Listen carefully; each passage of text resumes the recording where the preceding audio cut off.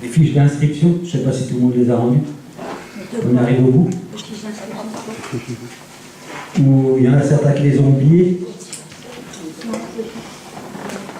C'était le dernier jour aujourd'hui en tout cas. Alors, bonjour à tous. Salut. Soyez les bienvenus dans la maison du Seigneur. C'est bien parce que le Seigneur vous a attirés. Amen. Mais il en a attiré plein. Hein. Amen. Il y en a plein qui ont désisté. Mais vous, vous avez assuré. Amen. Mais vous savez, Dieu attire à lui les hommes. Mais il y a des gens qui ont d'autres préoccupations dans ce siècle présent. Ils ont décliné l'invitation de Dieu. Ils avaient des choses qui étaient sûrement plus intéressantes à faire. Peut-être meilleures, je ne sais pas. Père éternel, tu es le Dieu tout-puissant, 3 fois saint.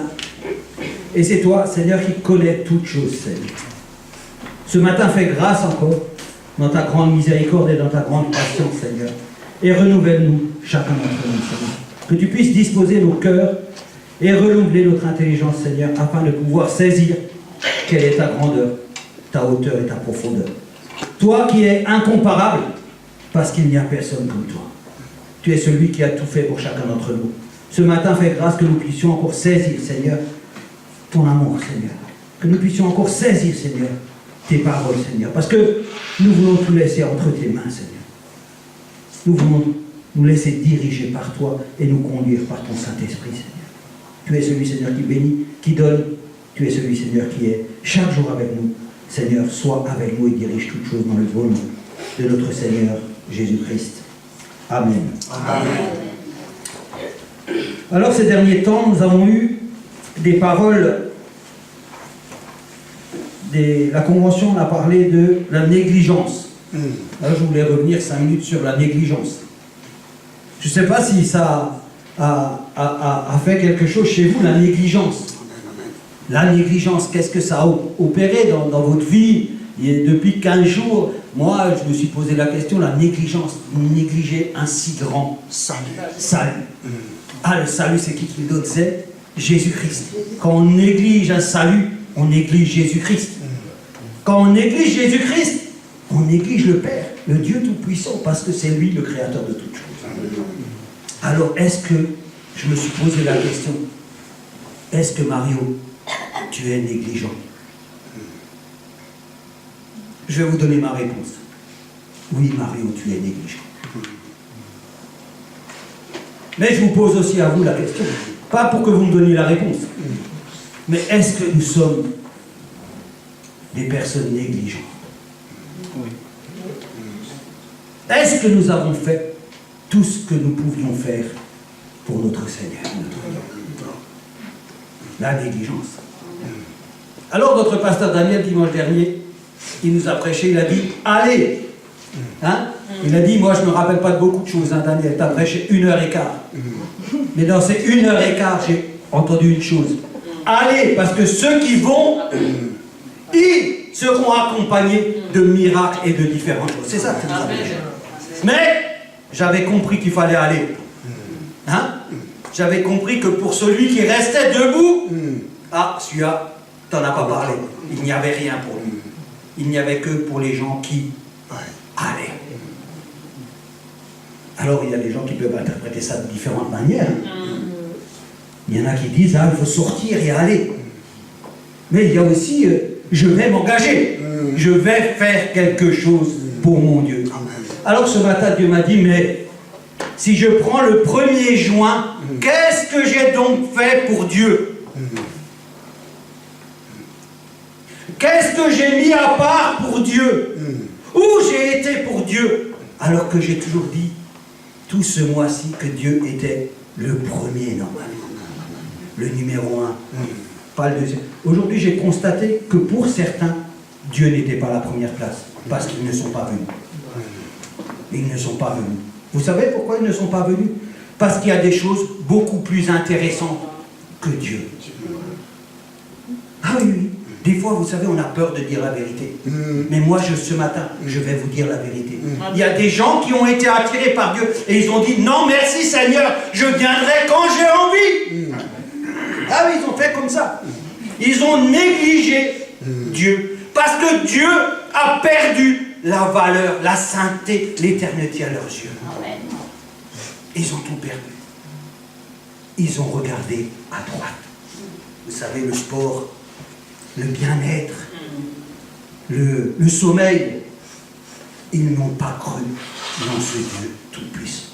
Or, la parole dit une chose, elle dit, si tu crois, tu seras sauvé.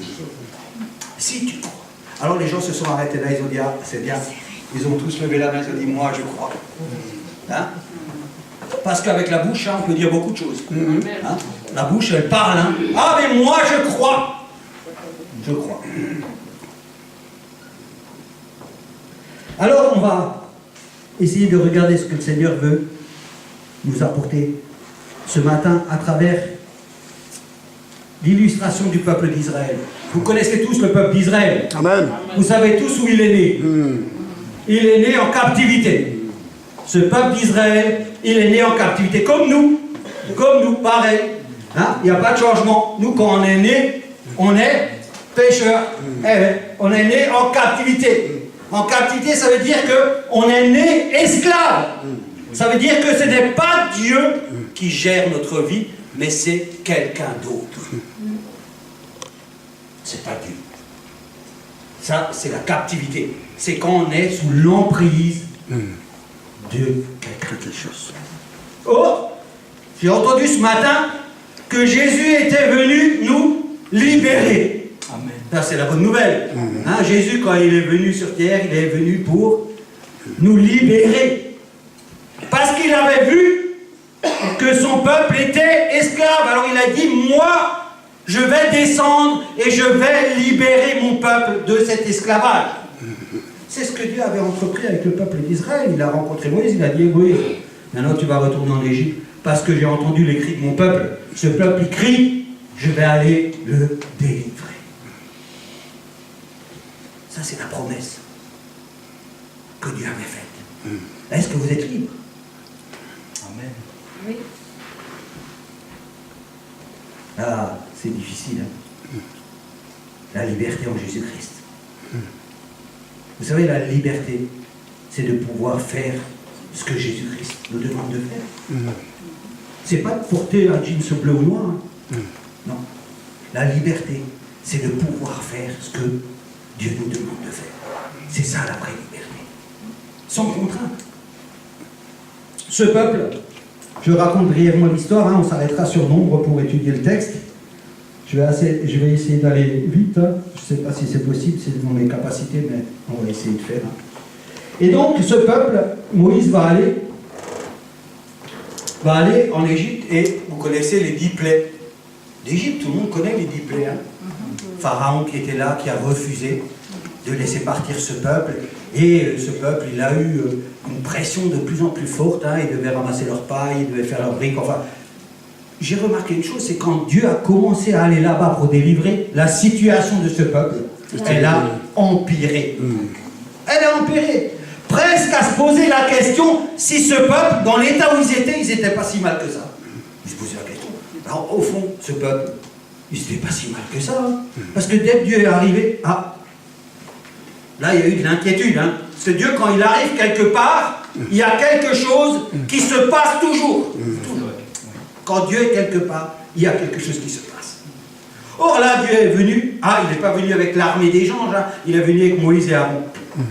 Il a dit, on va aller régler le problème. Et il a réglé ce problème, il a fait sortir ce peuple, il a délivré le peuple. Ils étaient environ 600 000 personnes. Alors 600 000 personnes, comparé à aujourd'hui, c'est petit. Mais comparé à cette époque, vous pouvez me croire que c'était un grand peuple.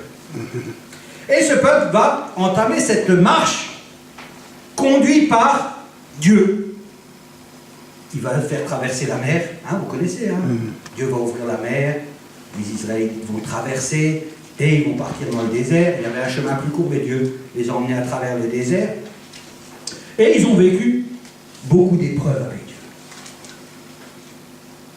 Et on peut dire, si on peut dire une chose, on peut dire que ces gens-là ont vu la réalité de la main de Dieu. Amen, amen. Voilà. Ils ont vu des miracles. Ils ont vu des choses. Est-ce que quelqu'un d'entre vous a vu la mer s'écarter en deux? Non. Non. Personne n'a vu ça. Eux, ils l'ont vu. Hein. Et ils ont vu un tas de choses. Ils ont vu de l'eau sortir des rochers. Ils ont vu des oiseaux. Ils ont vu de la manne tous les matins. Ils ont vu des choses qui se répètent tous les jours. Ils ont vu cette colonne de feu. Ils ont vu toutes les choses que Dieu avait accomplies pour ce peuple. Je voudrais vous poser une question. Est-ce que vous avez vu ce que Dieu a fait pour vous? Est-ce que vous avez vu? Est-ce que vous êtes aujourd'hui conscient de ce que Dieu a fait dans votre vie? Oui? Amen. Gloire à Dieu. Parce que ça va vous permettre de passer l'étape. Ça va vous permettre d'avancer. Parce que si on ne voit rien, alors là on s'arrête. Et on crie à Dieu, montre-moi. Mais si vous avez vu, ce peuple aussi a vu. Malheureusement, quoi qu'ils aient tout vu et expérimenté un certain nombre de choses, il va leur arriver quelque chose d'incroyable. Peut-être, c'est en train de vous arriver. Si je prends Paul, vous savez Paul, vous connaissez Paul, hein? On dit de lui que c'est le plus grand des apôtres. C'est vrai, Daniel? Non? On ne va pas dire ça. Non. On va dire que l'apôtre Paul, hein, c'était un grand apôtre. D'accord? Cet homme-là, pendant un moment de sa vie, vous savez qu'il se battait contre Dieu? Mais est-ce que vous savez qu'il se battait contre Dieu sans le savoir? Est-ce que vous le saviez ça? C'est-à-dire qu'il n'avait pas la connaissance que ce qu'il faisait allait à l'encontre de Dieu. Bien au contraire, il pensait que ce qu'il faisait, c'était super bien. Il pensait qu'il était en plein dans la volonté de son Dieu. Il défendait les intérêts de Dieu et il allait, tous ceux qui étaient contre Dieu, il allait les massacrer. Mais qu'est-ce qui a fait que ça a changé dans sa vie? Sa rencontre avec Jésus. Sa rencontre avec Jésus. Quand il a rencontré Jésus-Christ, il y a quelque chose qui s'est passé. Ses yeux se sont ouverts. Et vous devriez, je dis bien vous devriez, vous tous, savoir de quoi je parle. Parce que quand on rencontre Dieu, quand on rencontre Jésus-Christ dans la vie, il y a quelque chose qui change. Amen. Il y a quelque chose qui change. Si rien n'a changé, là, il y a un problème. Alors, posez-vous cette question. Qu'est-ce qui a changé? Qu'est-ce qui a changé? Pour certains, ils ont du mal à se rappeler. Hein, Mamie Erika? Tu te rappelles, hein? 80 ans, elle se rappelle, hein, que sa vie a changé. Alors, ce peuple d'Israël, voilà que Dieu avait fait des promesses. Hein.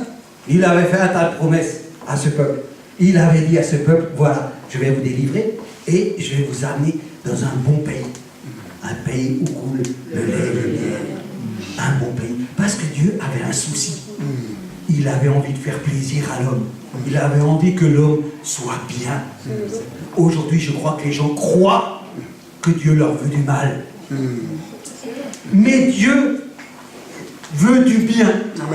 Veut que tu sois bien. Veut que tu aies tout ce que l'on peut avoir. Parce que tu es son enfant. Quel d'entre nous va donner une pierre à ses enfants? Oh, alléluia. Personne. Non. Tout le monde va donner quelque chose de bon à ses enfants. Tout, on va tout faire. Pour nos enfants, on va tout faire. Et vous pensez que Dieu c'est le dernier?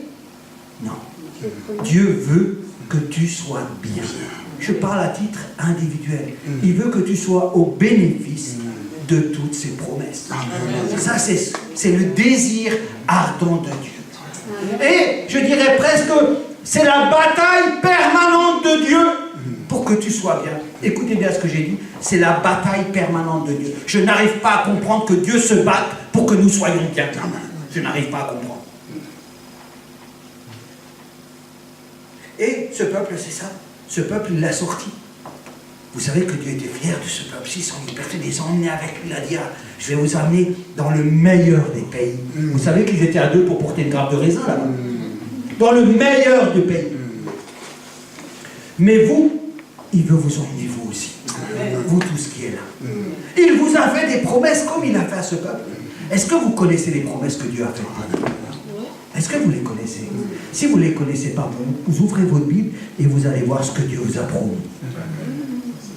Parce que quand Dieu fait une promesse, il accomplit sa promesse. Nous sommes au bénéfice d'une multitude de promesses. Peut-être pour certains, ils passeront leur vie et n'auront jamais vu cette promesse. Vous savez, ce peuple, il avait promis, il avait dit au peuple d'Israël, il avait dit, écoutez, hein, je vais vous emmener tous dans le pays promis. C'était une promesse. C'était la promesse de l'Éternel. Il n'y en a pas un qui a vu le pays promis. Pas un. 2 qui ont vu le pays promis. Tous les autres, ils se sont arrêtés à la porte. Ah, pourtant, il y avait une promesse. Il y avait une promesse. Alors, ce peuple, bien entendu, ils arrivent. Je ne vais pas le lire, hein, parce qu'il est très long, je vais prendre quelques passages. Alors, ce peuple, il arrive, ben voilà, il arrive devant le pays promis. Hein. Devant la promesse, hein, je vais appeler ça comme ça. Il arrive devant la promesse. Voilà, la promesse est là. Hein? Là, devant eux. Alors, ils vont envoyer des espions. Hein? 12 espions, tout le monde connaît cette histoire. Hein? Les 12 espions, ils vont aller. Il y a un choix qui a été fait. Hein? C'est les 12. La Bible dit que c'est 12 princes des 12 tribus d'Israël qui sont partis visiter. C'était pas n'importe qui à qui on a dit va visiter le pays. Hein? C'était des gens importants des tribus d'Israël qui ont été mandatés. C'était des gens qui avaient été mis en place pour régler déjà les problèmes, des soucis de chaque peuple d'Israël. Alors ils ont été renvoyés et parmi ces 12 personnes, il y avait Caleb et il y avait Josué. Hein? C'était les 12 qui sont partis. Et ils sont allés voir ce qui se passait dans ce pays, comment ça le fait. Alors, si on regarde, hein,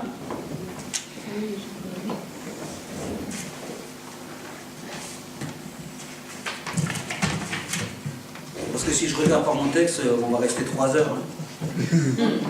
Alors, si on va prendre, hein, on va prendre Nombre 13, chapitre 13. Et je vais faire plus court, hein, on va prendre à partir du verset 26. D'accord? Alors, c'est le retour, hein, de ces 12 espions qui reviennent du pays promis et ils vont faire un compte-rendu à l'Assemblée, au peuple d'Israël et à Moïse. Et il a dit, à leur arrivée, ils se rendirent auprès de Moïse, d'Aaron et de toute la communauté des Israélites à Kadesh, dans le désert de Paran, et ils leur firent un rapport ainsi qu'à toute la communauté et leur montrèrent les fruits du pays. Voici ce qu'ils racontèrent à Moïse. Nous sommes arrivés dans le pays où tu nous as envoyés. C'est bien un pays découlant du lait, du miel, et en voici les fruits. Je voudrais m'arrêter un instant. Ça, ces 12 personnes vont faire un constat. Ils sont tous d'accord. Voilà, dans ce pays, c'est vraiment le pays que Dieu nous a donné, parce que ce que Dieu avait dit, je l'ai vu dans ce pays. Dieu avait dit, je vous conduirai dans un pays où coule le lait et le miel. Et ça, c'est la promesse que Dieu a faite à ce peuple d'Israël. Je voulais m'arrêter là pour vous dire que la promesse que Dieu veut faire dans ta vie, il peut la réussir si toi tu lui donnes l'accès de cette promesse. La promesse, elle l'est pour toi. Vous savez, on dit toujours, hein, quand on parle, on dit toujours que Dieu a un plan dans ta vie. Est-ce que Dieu a un plan dans votre vie? Moi, je suis partisan de dire Dieu a un plan dans ma vie. Maintenant, est-ce que ce plan va s'accomplir? Ah, là, je mettrai un doute. Est-ce que moi, je veux que ce plan s'accomplisse dans ma vie? Alors, il va s'accomplir. Mais si je me refuse, alors il ne va pas s'accomplir. Pour autant, ça ne remet pas en question que Dieu avait un plan dans ma vie. Amen, amen, attention. Dieu a un plan dans ta vie. Il y en a qui ne regardent jamais le plan, qui ne le voient jamais et qui ne sont pas au bénéfice de tout ce que le plan il y a dedans. Or, je suis toujours libre parce que j'aimerais rappeler une parole, c'est que Dieu laisse l'homme libre de ses propres choix. Mais si j'ai connaissance que Dieu a un plan dans ma vie, mon travail et mon devoir, c'est d'aller chercher ce plan pour être de nous. Amen. C'est à moi d'aller chercher la volonté de Dieu. Or là, dans ce texte, je comprends que ces gens-là avaient vu que ce pays-là était le pays que Dieu avait donné. Et donc on continue, on va s'arrêter à chaque verset et on va dire, voici qu'ils racontèrent à Moïse, nous sommes arrivés dans le pays où tu nous as envoyés, c'est bien un pays de l'eau et de miel. Et on voici les fruits, mais, le 1er mai qui arrive. Mais le peuple qui habite ce pays est puissant, les villes sont fortifiées, très grandes. Nous y avons même vu des enfants d'Anak. Les Amalécites habitent le pays de Négeg, les Hittites, les Yébousiens, les Amoréens habitent la montagne et les Cananéens habitent près de la mer et sur les rives du Jourdain. Voilà, c'est le constat qu'ils font. Ils voient ce pays, ils voient deux choses dans ce pays. Ils voient que c'est bien le pays que Dieu leur a signifié, parce qu'il y a les ingrédients que Dieu avait parlé, et ils voient une autre chose. Et ils voient cette grande difficulté qui s'impose à eux. Hein? Cette grande difficulté qui s'impose à nous dans notre vie de tous les jours. Hein? Cette montagne qui est tous les jours devant nous pour que la promesse de Dieu ne s'accomplisse pas dans ta vie. Tous les jours, elle est là, la montagne. Et on la regarde, et on la regarde, et on la regarde. Il y en a qui ont posé une tente. Ils sont à la montagne, ils ont fait la tente, ils sont dans la tente. Et ils attendent que la montagne bouge. Sauf qu'elle ne bouge pas là. Il y en a qui font le tour de la montagne. Ça, c'est le peuple d'Israël. Vous savez qu'ils font 40 ans le tour de la montagne. Hein? Il y en a qui pleurent. Il y en a qui pleurent. Il y en a qui pleurent. Vous savez, il y en a. Ils font marche arrière. Ils retournent là où ils sont venus. Ils retournent. Parce que la montagne les impressionne. Ça, c'est dans ta vie d'aujourd'hui. Là, je ne parle pas du peuple d'Israël. Je parle dans ta vie d'aujourd'hui. Est-ce qu'il y a des montagnes dans ta vie d'aujourd'hui? Il y a des montagnes. Mais les montagnes sont faites pour être traversées, il me semble. Non? Les montagnes sont faites pour qu'on monte dessus, qu'on grimpe et qu'on redescende de l'autre côté pour pouvoir continuer notre chemin. C'est ça? C'est bien ça. Alors, ces gens-là, ils arrivent et disent, mais on a constaté une chose dans ce pays, c'est que les gens sont grands, les villes sont fortifiées et voilà. Ça, ça nous fait paniquer. Ça nous fait perdre les moyens. Ça s'appelle, quand on regarde les choses avec la chair, c'est comme ça qu'on voit le monde. Amen, vous voyez? amen. Quand on les regarde avec... Vous savez comment ils ont regardé ces gens-là? Ils ont regardé le peuple, ils ont vu qu'ils étaient petits, qu'ils n'étaient peut-être pas bien armés, qu'ils n'avaient pas tous les moyens. Et comme ils ont regardé à eux, parce que ça c'est l'homme ce qu'il fait pour que la promesse ne s'accomplisse pas, il a juste à regarder à lui-même, à sa propre force et sa propre capacité, pour comprendre que jamais il traversera ça. Donc, quand on a une montagne, il faut qu'on la regarde avec les yeux spirituels. On ne peut pas la voir avec les yeux charnels. Parce que le pasteur a dit quelque chose. Tout a changé dans notre vie. Vous ne savez pas qu'on est devenus des gens spirituels? Vous ne savez pas que nous sommes maintenant des gens spirituels? Que tout ce que nous voyons, nous ne pouvons que le voir avec l'esprit. Nous ne pouvons plus apprécier les choses dans la chair parce que nous ne sommes pas du monde. Nous sommes de ceux en haut. Il a dit, nous sommes des élus. Une race spéciale à part. Un sacerdoce royal. Voilà ce que nous sommes devenus parce que Christ a changé quelque chose. C'est ça qu'il a changé. C'est qu'avant, tu étais un homme de chair, avec une vision charnelle, avec aucune possibilité. Jésus est venu dans ta vie et il t'a transformé. Tu es devenu un être spirituel, victorieux, plein de promesses et de réussite dans tout ce que tu fais. Encore faut-il le regarder comme ça. Eux, ils avaient tout compris, hein. Ils avaient vu la mer se séparer, ils avaient vu tout, tout ce qu'on peut voir et que nous n'avons pas vu. Pour autant, ils ont vu que ces hommes étaient grands, ils ont regardé à eux et dit, ah non, nous jamais de la vie on arrivera. Ça c'est le constat. Quand on fait un constat comme ça dans sa vie, vous restez sur place. Votre vie vient de s'immortaliser à l'endroit où vous êtes. Vous ne pouvez plus avancer. Vous ne pouvez plus avoir d'espoir. Il y a tout qui s'arrête. Vous ne voyez même plus Dieu comme Dieu. Parce que si vous verrez Dieu comme Dieu, vous crierez encore à lui. Amen. Mais là, toute votre vie s'arrête. Elle est anéantie à cause d'une petite montagne. Et parce que vous la regardez du mauvais endroit et de la mauvaise manière. Alors, bien entendu, là-dedans, Caleb vient. Caleb, lui, c'est un gars spirituel. C'est un gars qui ne regarde pas l'apparence. Lui, il regarde à ce que Dieu lui a dit. Amen. C'est le seul avec Josué. Et ces deux-là, ils se disent, non, non, attendez les gars, on va se détendre. Qu'est-ce que Dieu nous a dit? Mais vous savez, dans la Bible, il y a marqué que Dieu est incomparable, qu'il n'y en a pas comme lui. Il est le maître des temps et des circonstances, de tous les temps et de toutes les circonstances. Il est le créateur de toutes choses parce que ce Dieu-là que nous servons, tout lui appartient et tout lui est soumis. Satan se promenait un jour en présence de Dieu, Dieu l'interpelle. As-tu vu mon serviteur Job? Il est intègre et droit. Alors ça te dit, ah, mais c'est normal qu'il est intègre et droit. Tu le gardes. Alors Dieu va lui dire, mais tu as le droit de lui donner un ulcère. Mais attention, ne touche pas à sa vie. Dieu est le maître de tout. Satan est soumis sous la semelle. Alléluia. En dessous de la semelle. Sous la semelle. Donc là, Caleb et Josué, lui, eux deux, ils se laissent pas déstabiliser. Eux, ils ont confiance en Dieu. Est-ce que tu as confiance en Dieu? Est-ce que tu as confiance? Est-ce que tu te rappelles quand Dieu te parle, qu'est-ce qu'il te dit? Il te dit des paroles d'amour, des paroles de vérité. De vérité. Parce que Satan est un menteur. Il est en train de dire à ces hommes-là, vous n'avez aucune chance. C'est ce qu'il est en train de dire à ces gens. Au moment où ils ont regardé, ils se sont laissés comme Ève, attaqués par Satan. Et Satan leur dit, t'as vu la grande taille qu'ils avaient? Mais est-ce que Dieu a peur de la grande taille? C'est pas Dieu qui donne la grande taille? Exactement. Ah bon? Dieu fait ce qu'il veut. Or, Dieu avait décrété que ce peuple allait rentrer dans ce peuple. C'était le décret que Dieu avait fait. Alors, il dit, Caleb est venu, il a intervenu, il a dit, voilà, Caleb fit taire le peuple qui murmurait contre Moïse. Il dit, montons et nous prendrons possession du pays, car nous en serons vainqueurs. Là, il intervient, il est encore en train de dire, ne vous inquiétez pas de ce que vous avez vu, mais ayez confiance en Dieu, nous allons être vainqueurs.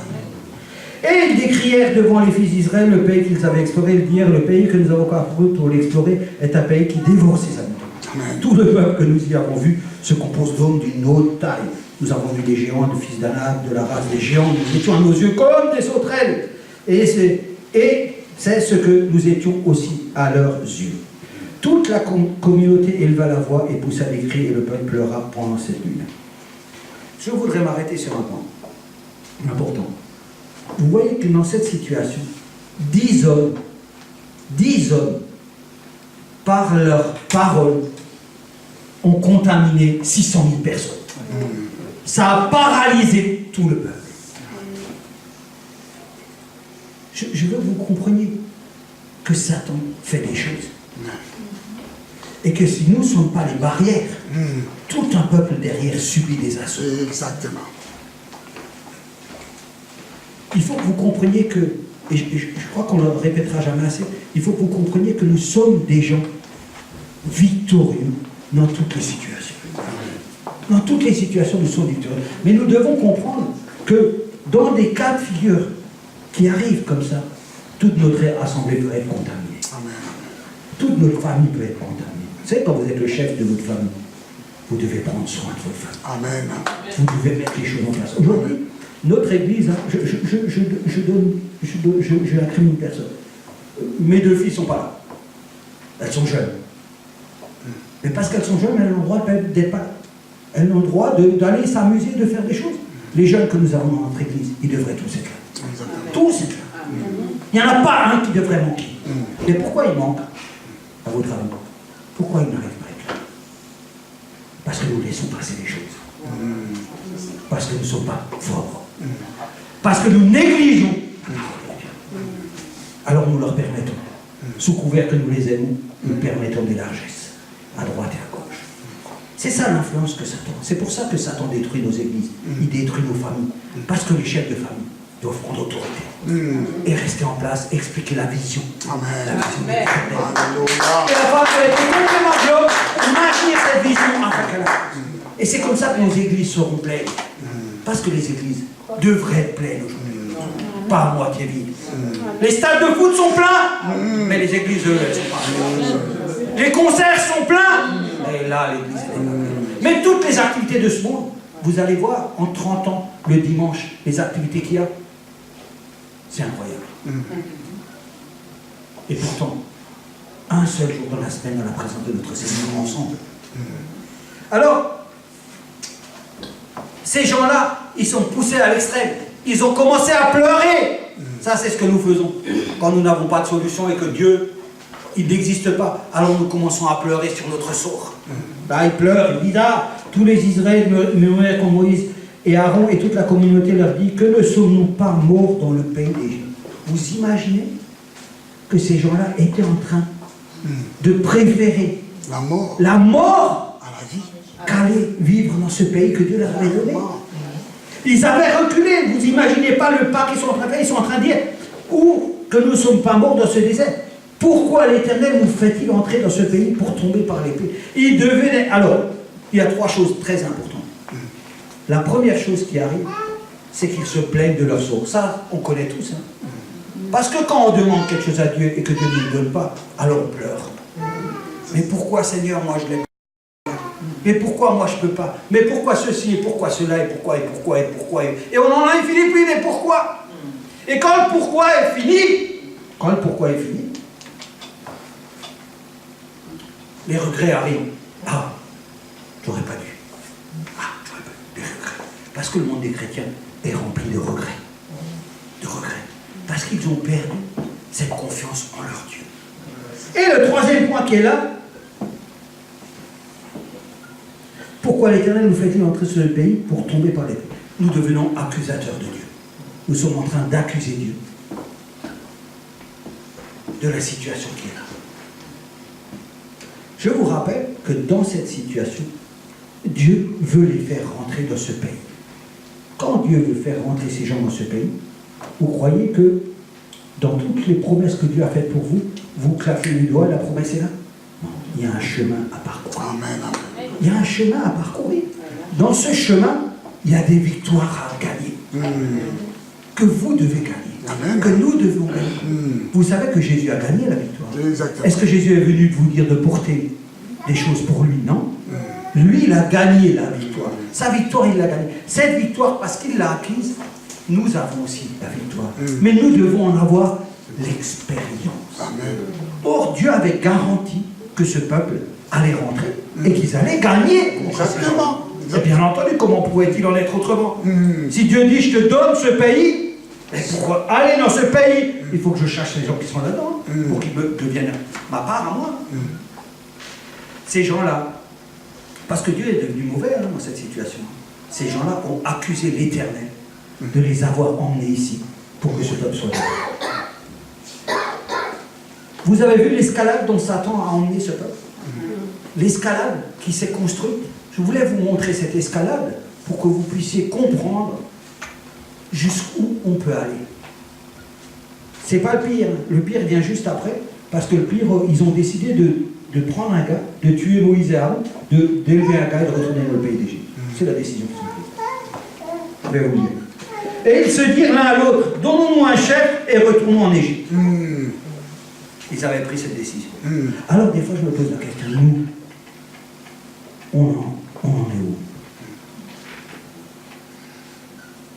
Vous savez, avec la bouche on peut dire beaucoup de choses. Mais je voudrais vous rappeler quelque chose. C'est que la manifestation de Dieu dans notre vie se produit par des fruits. Par des fruits. Il n'a pas dit il y aura un arbre rempli de paroles. Il a dit par les fruits. Amen. C'est une indication certaine que nous avons. C'est que ce pays, aujourd'hui si je parle du peuple juif, quand on parle des juifs aujourd'hui, qu'est-ce que vous dites des juifs? Le peuple des juifs, qu'est-ce que vous dites vous? Qu'est-ce que vous savez sur les juifs? Que tout le monde sait. Qu'est-ce que vous savez? Moi quand je parle à quelqu'un d'un juif, vous savez ce qu'il me dit? Il me dit quelque chose. Il me dit la première chose qu'il me dit, je sais ce qu'il dit. Et vous, qu'est-ce que vous entendez? C'est les hommes les plus riches du monde. Moi, quand je parle du peuple juif ou d'un juif, il me dit, le gars en face, il me dit, ah, eux, ils sont blindés. Ils ont plein de dos. Quand on parle des juifs aujourd'hui, on ne parle pas. La première chose qui nous vient à l'esprit, c'est que ces gens-là, ils ont de l'argent. Mais vous avez suivi un peu l'histoire. Vous savez que c'est un peuple qu'on a voulu exterminer. Hein? Vous savez que c'est un peuple qui a été pillé.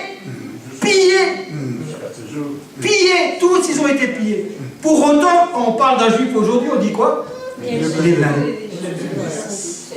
C'est vrai ou pas? C'est vrai. La plupart des juifs sont blindés. Mais même aujourd'hui, ils sont blindés, non?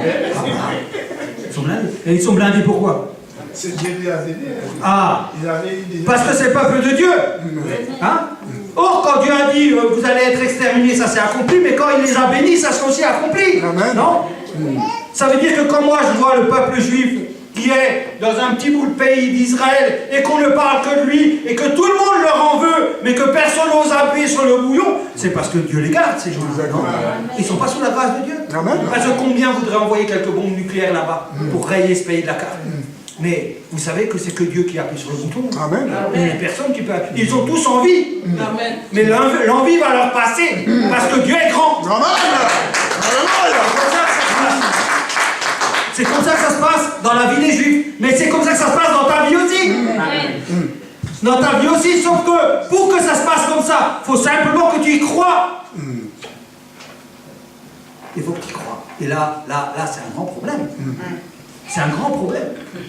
Parce que ta vie, tu dois en faire au moins un petit peu l'analyse pour dire est-ce que je porte des fruits et des bons fruits. Mais est-ce que nous faisons cette analyse? Est-ce que nous portons... Ah oui, c'est difficile, cette parole, elle est difficile. Mais est-ce que nous portons des fruits? Je recommence au début. Qu'est-ce que ce mois-ci, j'ai fait pour l'Éternel? Qu'est-ce que chaque jour, je fais pour celui qui a le numéro 1 dans ma vie? Parce que quand on a un numéro 1, on fait quelque chose pour le numéro 1. Alors il y en a qui travaillent, malheureusement le travail existe, donc ils se cachent derrière le travail, il y en a d'autres qui sont malades, donc je ne sais pas quoi. Mais quand c'est qu'on reviendra aux vraies valeurs?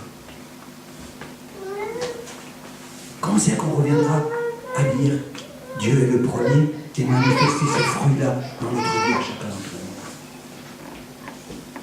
Parce que, vous savez, on habitue l'Église à dire beaucoup de choses. On leur dit, ouais, on croit. Moi, je crois en Dieu. Hein. Comment ça se voit que je crois en Dieu? Comment je vais contaminer le gars qui est dehors si je crois en Dieu? Comment ça va se passer concrètement pour qu'il soit touché? J'ai juste à lui dire, je crois en Dieu pour qu'il croie que je crois en Dieu. Ou il le verra par mon attitude. Ou il le verra peut-être par mes richesses. Ou il le verra par mon comportement. Ou il le verra par ma façon de parler. Mais en tout cas, une chose est sûre. C'est que si à la foi, je vais vous dire une parole, on n'aura pas le temps de la voir, elle se trouve dans Jacques 2. Vous irez chercher Jacques 2, vous allez le lire. Jacques 2, vous pouvez le lire. Il parle de la foi et des œuvres de la foi. Parce que il y a des gens qui disent qu'ils ont la foi, mais qui n'ont pas les œuvres. Qu'est-ce qu'on dit quand on a la foi et pas les œuvres? Elle est morte. C'est-à-dire que la foi est morte. Ça veut dire surtout que quand on a la foi, les œuvres accompagnent cette foi. C'est ça? Hein? C'est pas ça la parole? Amen. Alors, nous devons aujourd'hui nous préoccuper, la première chose, de nous et de notre famille. La deuxième chose, de notre assemblée. Notre assemblée, c'est quelque chose que Dieu nous a donné. Vous savez, vous allez prendre une concordance et vous allez voir, vous mettez maison dedans, vous allez voir combien il y a de choses sur la maison. La maison de l'Éternel, c'est un endroit de joie, de paix. C'est un endroit d'amour. C'est un endroit où toutes ces choses sont en abondance dedans. Quand David fait les psaumes, il dit ouais, moi je vais dans la maison de l'Éternel avec joie. Il sait ce qu'il y a dans la maison. Est-ce que vous savez ce qu'il y a dans la maison? Mais vous êtes les briques de cette ville. Il nous avait parlé des briques et des murs. De cette ville, elle vous appartient. Mais j'ai l'impression des fois qu'elle ne nous appartient pas, cette église. Parce que nous n'en prenons pas soin. Parce que nous la négligeons. Elle n'a pas d'argent, cette église. Elle n'a pas des beaux murs. Elle n'a pas des belles salles. Mais quelqu'un m'a dit, cette semaine, il m'a dit, ah, tu devrais avoir telle, je ne dis pas le nom de l'église, hein. Tu devrais avoir telle et telle église. Tu devrais voir, tout est nickel. Si. Alors, on peut se contenter de dire, ah ouais, Mais cette église, elle a de l'argent. Alors ils peuvent faire.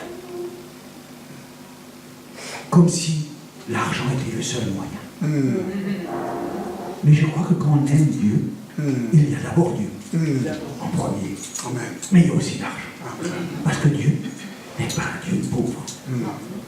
Peut-être que vous tous qui avez fréquenté à un moment l'église catholique et on vous a appris que tous les chrétiens doivent être pauvres, il vous reste des restes de cette pauvreté.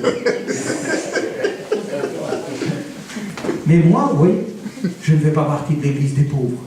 Je refuse qu'on m'appelle et qu'on me dise que je dois être pauvre. Je refuse. Vous savez, mes employés, quand ils viennent me voir et que je leur parle de Dieu, je leur dis, moi, je suis patron. Et tous les jours dans ma vie, je demande à mon Dieu de me donner une voiture de patron, un salaire de patron et une vie de patron. J'ai jamais dit à Dieu de me donner une vie de clochard. Non. Je veux dire, il faut que vous compreniez que les promesses doivent s'accomplir dans vos vies. Et que ces promesses, quand elles vous appartiennent, elles sont au bénéfice aussi pour les autres. Amen. Vous comprenez ce que je veux dire? Et je veux dire, l'endroit où on est, vous savez, les gens qui passent et voient cette église, qu'est-ce qu'ils se disent? Qu'est-ce qu'ils se disent? Vous passez une fois devant, vous regardez. Ah, moi, quand je passe devant la porte ouverte, maintenant, ils ont fait bien la porte ouverte. T'as vu devant comment c'est fait? Avant, c'était un super U, un hyper U. Les pauvres se sont réunis dans un grand hyper U. Ah, mais maintenant, ils ont mis de l'argent, c'est tout beau. Quand on arrive, on voit que cette église a les moyens. Non? Quand Dieu a prévu que ce peuple rentre dans ce bon pays, c'était un beau pays où il y avait tout ce qu'il fallait. Il ne manquait rien. C'était un pays de richesse. Je ne comprends pas que dans vos vies, vous acceptez d'être dans des situations où vous devriez. Je crois que nous devrions nous battre tous les jours, non pas pour gagner de l'argent, non pas pour être les plus grands, non pas pour être les plus beaux, non pas pour avoir la plus belle église, mais pour mettre Dieu en premier, pour que la gloire de Dieu descende sur nous. Moi, je ne suis pas un partisan de l'argent, je ne suis pas un partisan de toutes ces choses-là, mais je suis un partisan fervent que Dieu soit le premier dans notre vie. Et que ça se voit, pas que ça se cache, que ça se voit. Quand ce peuple d'Israël est arrivé dans ce pays, les gens ont vu 600 000 personnes arriver, ils ont compris que Dieu allait envahir ce pays. Ils ont fait tout ce qu'ils pouvaient, mais ils n'ont pas pu arrêter ce peuple. Parce que vous êtes un peuple de gloire, un peuple de puissance, un peuple victorieux. Et ça doit habiter vos journées, pas votre vie, vos journées. Vous deviez être vainqueur dans vos journées. Parce que quand vous n'êtes pas vainqueur, vous vivez la vie. Combien je vois dans l'église ou ailleurs des gens qui ne bougent plus. Ils sont comme paralysés. Je voudrais vous enlever le doute. Je voudrais vous enlever le doute. Dans l'église, la Bible dit que dans l'église, il y aura un qui sera pris et l'autre sera laissé. Un qui sera pris et l'autre qui sera laissé. Il restera là où il est. Nous sommes des gens, ces gens-là, ils ont voulu retourner dans les conditions où ils étaient. Ils préféraient retourner dans une condition d'esclave que de faire confiance à Dieu. Et juste, le cap, c'était de dire, je fais confiance à Dieu. Alors moi, je voudrais te dire quelque chose ce matin. Parce que je connais. Vous savez, quand on voit les choses, on connaît les choses. Et on voit des fois combien le peuple de Dieu est soumis à la difficulté. Parce qu'il ne connaît pas. Et parce qu'il ne saisit pas l'opportunité de faire confiance à Dieu. Peut-être mes paroles sont un peu difficiles. Mais si personne dit les paroles, comment on saura les situations? Amen. Si je demande à tout le monde me dira ici, ah, mais moi je vais bien. Dieu me bénit. Dieu fait grâce. Mais j'en doute pas un instant que Dieu vous bénit et que Dieu vous fait grâce. Je ne doute pas un instant. Mais allez tout en haut de cette échelle. Mettez Dieu en premier dans notre vie pour que les choses et l'atmosphère changent. Elles soient transformées. Afin que la maison de Dieu, elle soit remplie d'amour, elle soit remplie de paix, de joie, qu'elle soit dans l'abondance de toutes choses. C'est ça que le programme que Dieu a pour nous, c'est un programme de bienveillance, d'amour. On a parlé du peuple juif, ces gens-là. Moi, je suis sûr qu'il y a des juifs pauvres. Il y en a aussi des pauvres. Mais l'idée principale, c'est quoi? C'est qu'ils ont de l'argent parce que les promesses de Dieu s'accomplissent encore pour eux aujourd'hui. Amen. Les choses s'accomplissent encore pour eux, mais pour vous aussi, ça s'accomplit. Pour nous aussi, ça s'accomplit, ces promesses. Sauf que si on est toujours en train de pleurer, si on est toujours en train de regarder la montagne de la façon charnelle, sans réussite, on restera au pied de la montagne. Mais est-ce que notre avenir, c'est au pied de la montagne? Non. Non, c'est pas ça notre avenir. Ce peuple-là, hop, il n'a pas voulu aller prendre possession de la promesse. Est-ce que vous êtes prêts à aller prendre possession de vos promesses? C'est ça la question que vous devez répondre aujourd'hui pour vous-même. Est-ce que vous êtes prêts à aller prendre possession de la promesse? La promesse, c'est pas l'argent. La promesse, c'est vivre Dieu à fond. Amen. C'est ça la promesse. La promesse, c'est se mettre à la disponibilité de Dieu. Amen. C'est pas le contraire. Dieu n'est pas notre serviteur, mais nous sommes ses serviteurs. C'est de prendre l'initiative, de faire des choses, de ne pas attendre que les choses viennent. C'est être innovateur dans cette vie de chrétien. Alors ces gens-là, ces 10 personnes, ils ont refusé d'aller, le peuple a refusé d'aller. Alors Dieu a dit, ok, comme vous ne voulez pas aller, vous ne rentrerez pas dans ce pays. Vous savez, si on ne dit pas les choses aux gens, les gens ne savent pas. On peut leur dire que Dieu les aime. C'est la vérité. Mais on peut leur dire, faites attention, parce que Dieu vous aime. Ça, c'est aussi la vérité. Soyez prudents, parce qu'il y a un seul chemin. Quand je vous ai parlé de Paul, je vous ai dit une chose. Paul était un homme très instruit. Cet homme-là connaissait parfaitement tout l'Ancien Testament, toute la loi, et il appliquait la loi. Mais en appliquant cette loi, il se trompait. Il se trompait. Et nous ne pourrions ne pas nous tromper. Nous ne pourrions ne pas nous tromper, nous. Mais alors, vous savez, pour ne pas se tromper, ce qu'il faut, c'est ouvrir la porte et regarder les fruits que nous portons. Quels sont les fruits?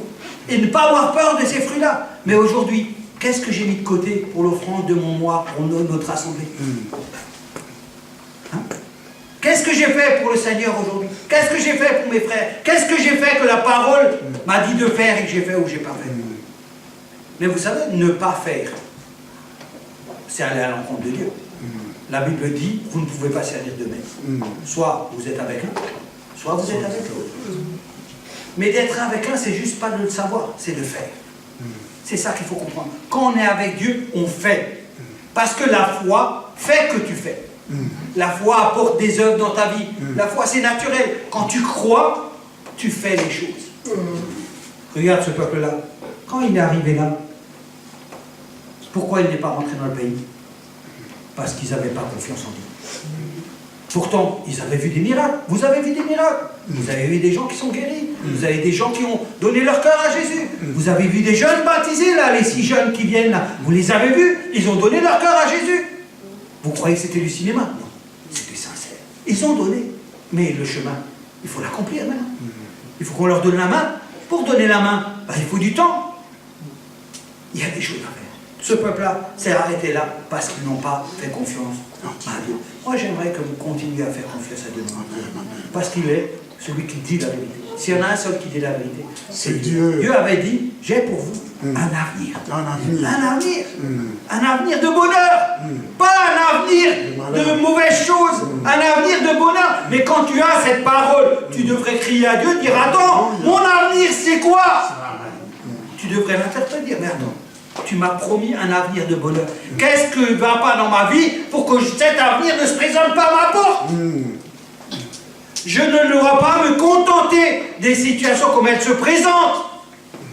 Les situations qui se présentent, elles sont là pour être changées. Parce que tout ce que Dieu touche, il le transforme. Et ça soit dans ta vie, dans ton travail, dans ta famille, dans ta relation avec ton couple, dans tout ce que tu exposes devant les mains de Dieu, Dieu change la situation. Le peuple de Dieu doit arrêter de se contenter de ces situations-là. Ils doivent croire en Dieu Ils doivent croire dans la parole de Dieu. Ils doivent croire que la parole de Dieu est la vérité. Pourquoi les gens viennent aujourd'hui dans les églises? Pourquoi les gens viennent? Parce qu'ils ne croient plus. Parce qu'ils ne croient plus. Alors comme ils ne croient plus, ils viennent plus. Et il y a ceux qui croient par habitude. Ils sont 30 ans là, ils croient. Parce qu'ils pensent, comme ils croient, ben, ça ne bouge pas, ils restent assis et croient. Et il y a au milieu de ceux-là, des gens qui croient tous les jours, je les change. Pourquoi? Parce que ceux-là font vivre la foi. Font vivre la vie de Dieu. Et nous, nous sommes de ces gens-là. Nous devons faire vivre la parole de Dieu. Amen. La vivre. La vivre. Elle doit vivre. Elle doit éclairer. Elle doit transformer. Elle doit changer. Elle doit vivre. On ne peut pas la laisser comme elle est. Dieu est vivant. La parole de dit, et Dieu agit aujourd'hui. Mais si toi tu n'agis pas, comment Dieu peut agir? Parce que si Dieu agit, il agit en toi, en ceux qui ont la foi, pour apporter un changement dans leur vie, dans leur couple, dans leur famille, dans leur église. Et c'est ça aujourd'hui qu'il faut proclamer dans ta vie. Tu dois proclamer la victoire. Je ne sais pas, ici on parle depuis 20 ans de la victoire. Dieu a obtenu la victoire à ta place. Maintenant, aie confiance en lui pour que ça s'accomplisse. Je n'arrive pas ci, je n'arrive pas ça, je n'arrive pas ça, il y a ça dans ma vie, il y a ceci. Ok, mais pour tout le monde, il y a tout ça. Maintenant, tu as le droit de te décider. Tu as le droit de dire maintenant stop. Tu as le droit de dire maintenant stop, ça suffit. Tu as le droit de dire. Et quand tu diras stop, ça suffit, ta vie va changer. Amen. Ce peuple-là, Dieu a dit ok, vous ne voulez pas venir, c'est pas grave. Vous avez vu mes miracles, vous avez tout ce que j'ai fait, je vous donne ce pays, vous ne voulez pas, c'est pas grave, retournez dans le désert. Et il leur a dit, hein, je ne vais pas le dire, je vais m'arrêter bientôt. Il leur a dit, vous ne voulez pas rentrer, c'est pas grave. Mais comment ce peuple? Vous savez que là, je ne sais pas si vous imaginez, hein, là c'était pas Jésus, c'était Dieu en direct là. Hein. Il leur a dit, c'est bon. Ok, pas de problème. Aucun de vous tous, à qui j'avais fait la promesse, vous ne rentrerez dans ce pays parce que vous n'avez pas cru. Parce que l'incrédulité n'a pas permis que cette promesse se réalise. Or, Dieu a dit, si tu crois, tu seras sauvé. C'est aussi une promesse. Mais combien iront frapper à la porte et diront, mais moi j'ai cru? Et il dit, Seigneur leur dira, mais toi reste devant. Parce que si tu avais cru, on l'aurait vu. On aurait vu tes fruits. Ces gens-là, ils avaient la promesse. Dieu les a renvoyés 40 ans dans le désert. Faire le tour d'une montagne. 40 ans dans le désert, faire le tour de la montagne. Jusqu'à ce que tous les hommes de 21 ans et plus meurent. Et toute la génération qui est restée est rentrée dans le pays. Et a profité. Je dis bien le mot, écoutez bien. Ils ont profité de l'abondance, de l'amour, de la paix, de la joie de notre Seigneur Jésus-Christ. Parce qu'ils ont cru. La parole de l'Éternel, c'est une parole qui doit s'accomplir. Les gens, ils interprètent mal la parole. Ils disent, ouais, la parole de l'Éternel s'accomplit. Elle s'accomplit toujours, la parole de l'Éternel. Sauf que la parole de l'Éternel, elle s'accomplit souvent avec toi. Et toi, tu freines cette parole. Alors elle s'accomplit chez les autres, à qui tu regardes, hein. Ah, t'as vu l'autre, t'as vu. Mais chez toi, il n'y a rien. Alors qu'est-ce qui se passe? Pourquoi elle ne s'accomplit pas chez toi?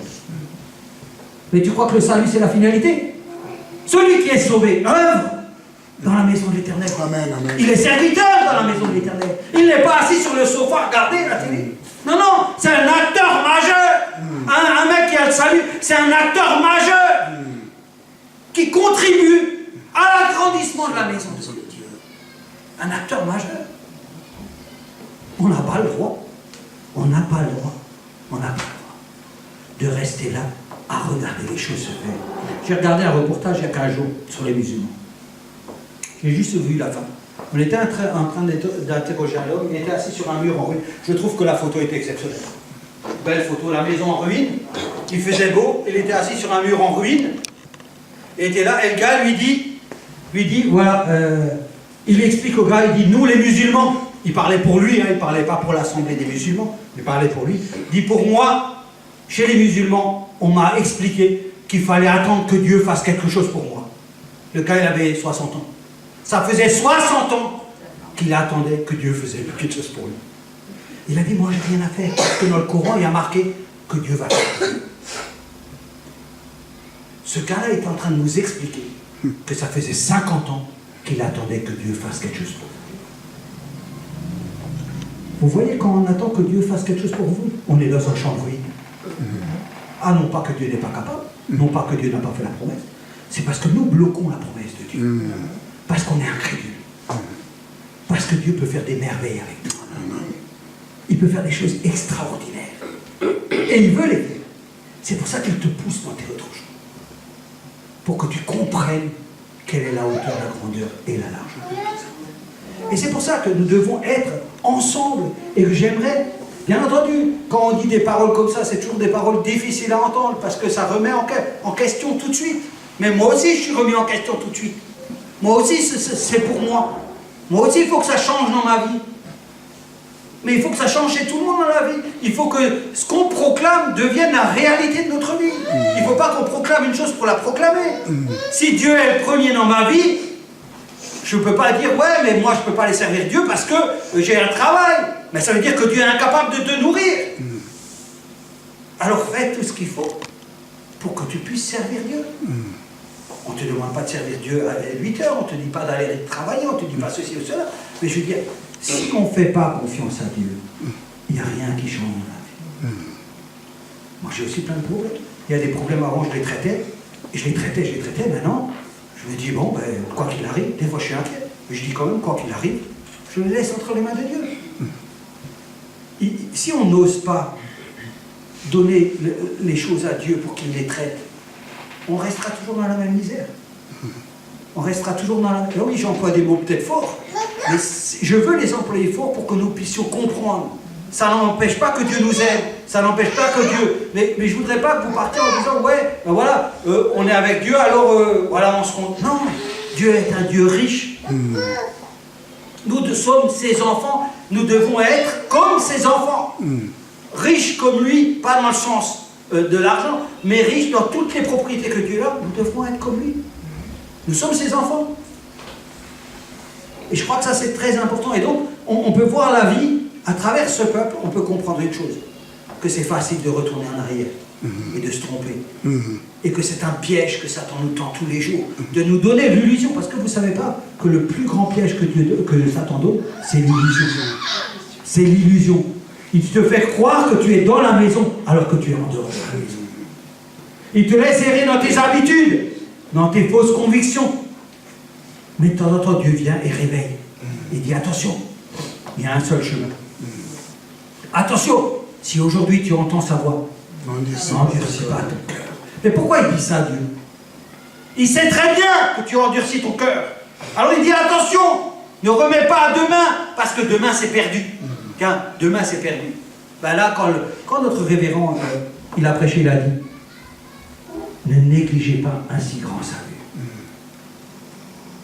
Moi, ça m'a interpellé, je me suis dit, ah, Mario, qu'est-ce que tu es en train de faire dans ta vie? Ah oui, nous on est à part, hein. Ah, on est à part, hein. On est à part, on prêche, on fait plein de choses. Ah oui, mais vous savez, on est vite négligent dans la vie. Hein. On est très vite négligent. Alors moi, j'aimerais vous dire ce matin, ne soyons pas négligents. Mais ne soyons pas négligents dans notre vie. Mais ne soyons pas négligents dans notre Église. Parce que cette Église, c'est notre reflet. C'est la gloire de notre Seigneur qui est là. Et quand on la dévalorise, voilà ce que les autres vont voir. Non pas la gloire du Seigneur, mais notre propre gloire. Et elle n'est pas belle à voir, notre propre gloire. Et ce qu'il devrait y avoir dans cette Église, c'est la gloire de notre Seigneur. C'est de bien comprendre que si Dieu est le premier dans ma vie, alors je devrais gérer des priorités dans ma vie. Et arrêter de croire que en faisant ma vie normale, la parole de Dieu s'accomplit. Non. La parole de Dieu s'accomplit quand je suis disposé. Alors Dieu peut faire couler en moi des choses pour qu'on ait une vie. Chacun a ses priorités dans la vie. Très bien. Je félicite chacun d'avoir ses priorités. Mais il y a une seule priorité. Et il y a une bataille. Et je crois que ça, c'est le message que le Seigneur veut faire passer ce matin pour nous tous qui sommes là. Il n'y a pas de différence. Mais bien entendu, je voudrais vraiment vous encourager à vous mettre devant le Seigneur et à dire, voilà, montre-moi un peu qui je suis. Montre-moi un peu qu'est-ce que je fais. Aide-moi, parce qu'on peut pleurer devant Dieu et dire, moi je pleure devant Dieu, je dis, aide-moi. Parce que je vois que j'arrive pas à faire certaines choses. Je vois que j'arrive pas là, je vois que j'arrive pas là. Alors, au lieu de me vexer ou me mettre dans un coin en me disant non, les autres, ils ont qu'à le faire. Non, non. Je demande à Dieu de changer mon cœur pour que je puisse être un acteur majeur de Seigneur. Pour le glorifier lui, pour personne d'autre, mais que pour lui. Parce que j'aimerais que cette maison, elle soit bien. J'aimerais que les familles qui rentrent ici, elles soient bien. J'aimerais prendre du temps, de l'argent, de tout ce que Dieu m'avait dit, pour mettre au service de Dieu. Comme Abraham, il avait fait. Il avait donné 10% de tout ce qu'il avait. Mais toutes ces choses que Dieu m'a données, à quoi elles servent si elles sont que pour moi? À quoi elles servent si elles sont que pour moi? La Bible, elle nous dit, hein, quand vous dites à votre frère qui n'a rien, vous le bénissez, soit béni, et que vous ne lui donnez rien, c'est comme si vous n'avez rien fait. Alors, quel genre de chrétien nous sommes? Quel genre de chrétien nous sommes? Est-ce que nous sommes de ceux qui se découragent? De ceux qui sont charnels? De ceux qui n'avons pas de victoire? Le chrétien, c'est celui qui a la victoire en Jésus-Christ. Amen. Le chrétien, c'est celui qui est puissant. C'est celui qui est beau. Il est magnifique. Il est merveilleux. Il est comme son Seigneur. Il est à l'image de notre Dieu. Amen. Il est sensationnel. Tout ce qu'il fait, lui réussit. Amen. Tout ce qu'il touche, il y arrive. Amen. Personne ne peut l'arrêter. Parce que la Bible dit que celui qui est dans la main de Dieu, personne ne peut le arrêter. Amen. Vous avez l'assurance éternelle. Bien entendu, vous avez l'assurance éternelle. Parce que quand Dieu assure, qui peut assurer mieux que Dieu? Vous avez tout ce que Dieu vous a donné. Vous l'avez tous et tout en abondance. Maintenant, veillez à ce que ça soit à la gloire de notre Seigneur. Veillez à ce que ça soit utile pour la communauté. Veillez à ce que le peuple soit béni dans tout ce qu'il fait. Amen. Je vous invite à vous lever, on va arrêter là. On va prendre un moment dans la prière.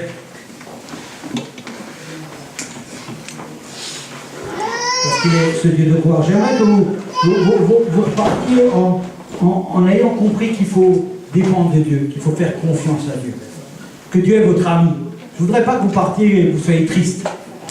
Je voudrais que vous partiez et que vous soyez dans la joie de pouvoir se mettre de nouveau devant Dieu et dire voilà Seigneur, examine-moi, parce que j'aimerais être comme toi.